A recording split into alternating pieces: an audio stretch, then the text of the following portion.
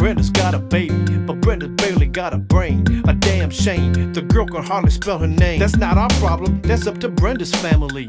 Well, let me show you how it affects our whole community. Now Brenda really never knew her moms, and her dad was a junkie, putting death into his arms. And it's sad, cause I bet Brenda doesn't even know. Just cause you're in the ghetto doesn't mean you can't grow.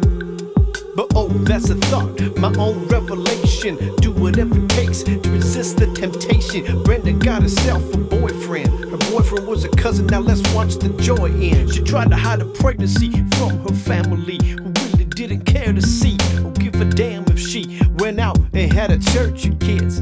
As long as when the check came, they got first dibs.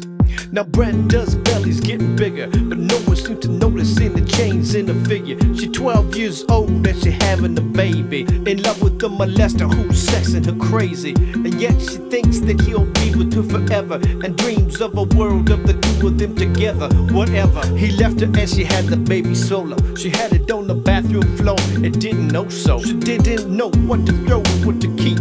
She wrapped up the baby and threw it in the trash heap. I guess she thought she'd get away and wouldn't hear the cry. She didn't realize how much the little baby had her eyes. Now the baby's in the trash heap bawling. Mama can't help it but it hurt to hear her calling. Now Brenda wants to run away, but Mama said you're making me lose pay, and social workers here today.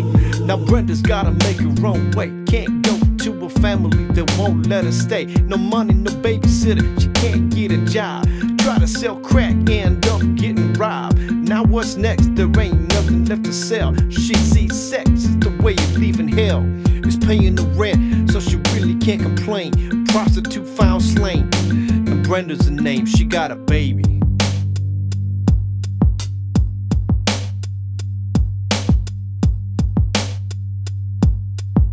Ooh.